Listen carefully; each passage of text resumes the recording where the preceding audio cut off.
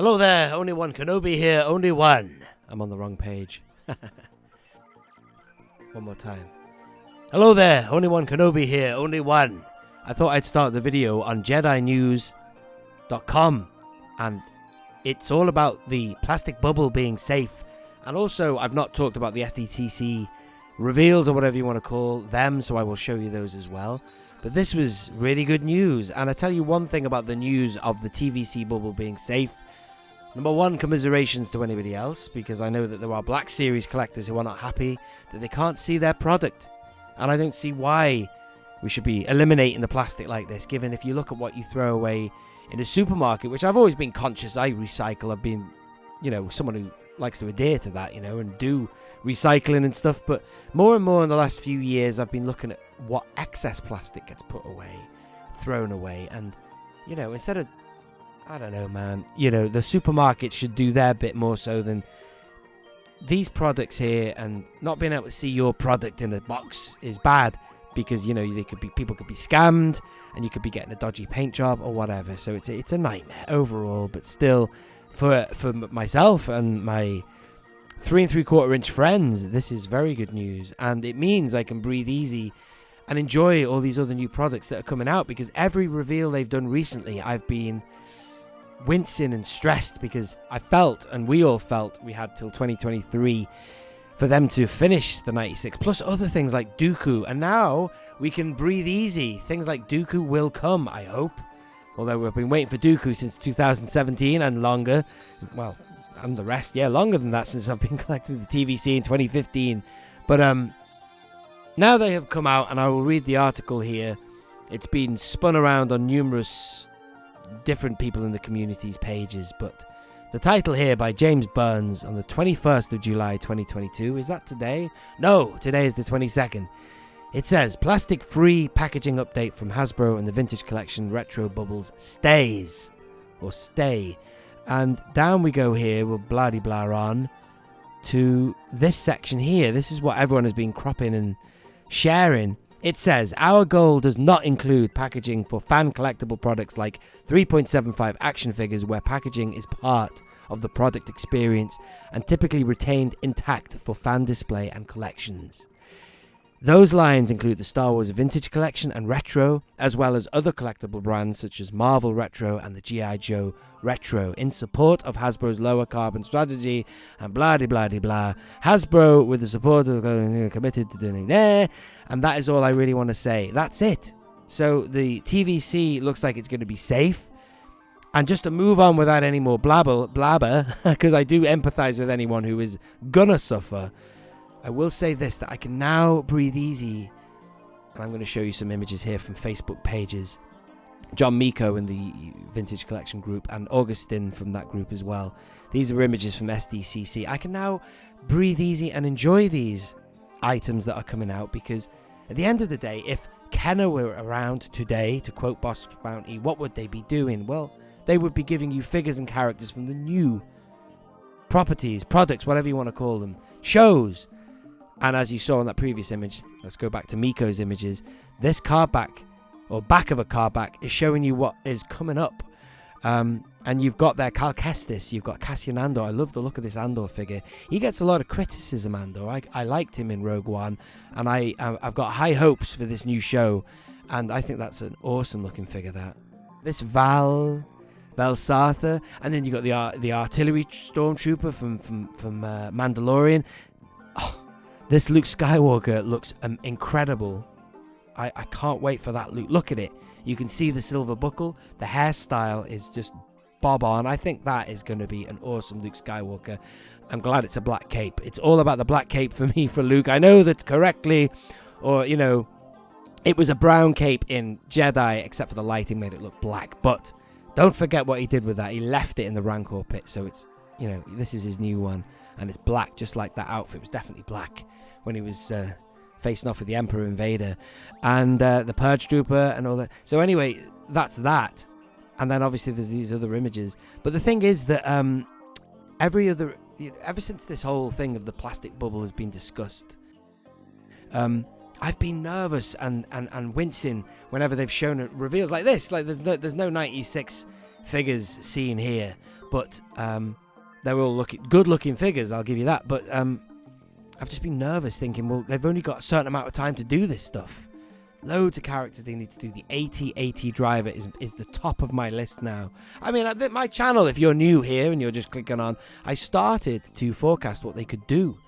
And a lot of it they have done. They've done R2-D2 on the New Hope card back. They've done a Jawa.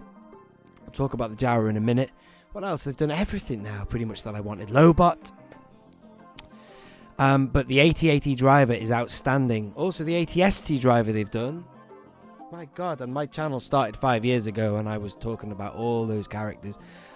I'm just skipping through these. Look at this. This is an unpunched card back here. This is interesting. Look at that. The Jedi Survivor, the Riot Scout Trooper, unpunched. Fantastic. The KX security droid, can you see there? And I think that Tika is also unpunched. There's the Purge Trooper in the background. He's unpunched. So these images come from SDCC, courtesy of... I'm going too fast. Let's go back to that one that looked nice. You see... It annoyed me when they talked about this Kenobi coming the other week, because I was thinking, I don't want another Kenobi. I want, I don't know, anything other than that. And also there's things like Dooku as well, and there's Ventress. About a year ago, I did a video when they announced the Genndy Tartakovsky Clone Wars figures, and that kind of got my imagination spiraling all off on the other things they could put in that line. And one of them was Dooku.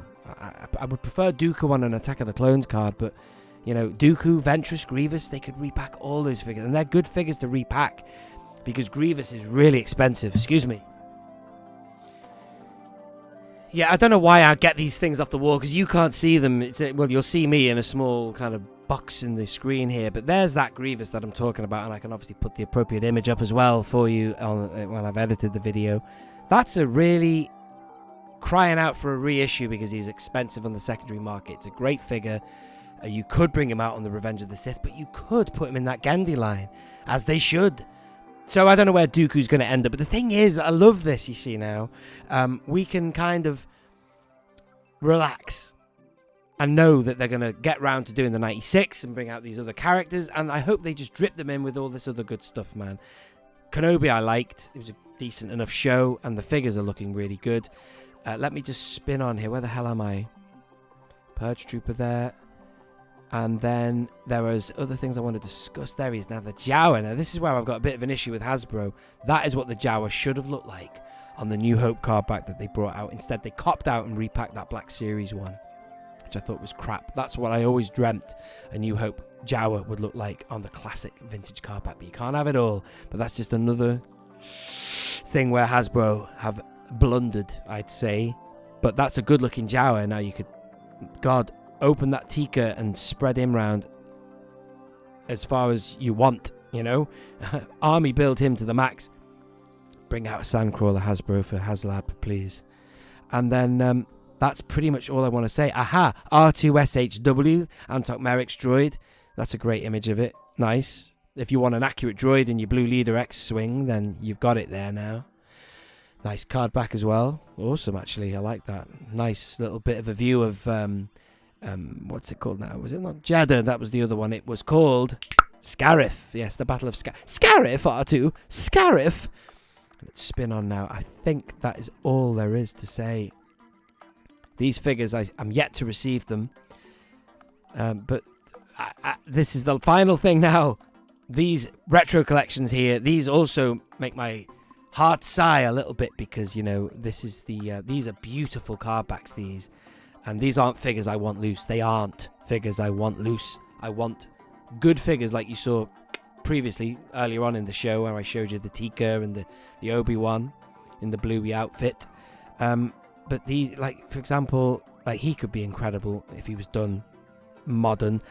He needs to be done modern, because we already have a Rebels kind of figure, and they're kind of animated in a way, and these 5 POAs in that vintage 80s style have that animated basic look to them. You've got Obi-Wan there. Nice to have the variant next to the modern equivalent, which is here. I've yet to open this Obi-Wan and see what it's like. Beautiful card back, that one. And then finally, this fella here. Now, he was great. He was underused, just to talk about Kenobi for a little moment. Totally underused in that show. He was brilliant. Way better than Reva. God damn it. He was awesome. The way he spoke, how he looked. and he does deserve a proper figure, not that, I won't say piece of crap, because somebody will like it out there. I know Tim likes those basic 80s figures. I don't want them loose personally, but and there's the Jabba throne. A bit out of focus, that picture, Augustine. Sorry, man, to sound critical.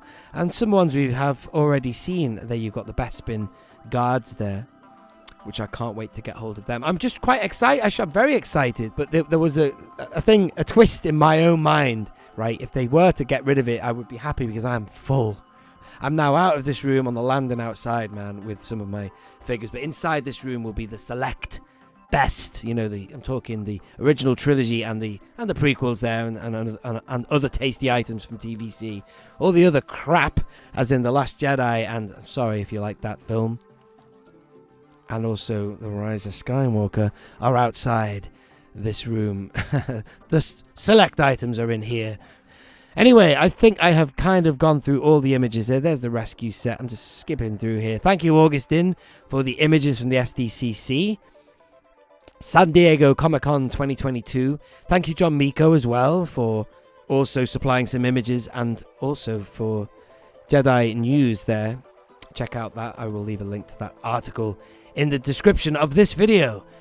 When are these images going to end, man? I think I've come through them all now. I can't remember now. There you go. I think that's more or less all of them. Thank you very much for watching. This has been Only One Kenobi. Only one. Out.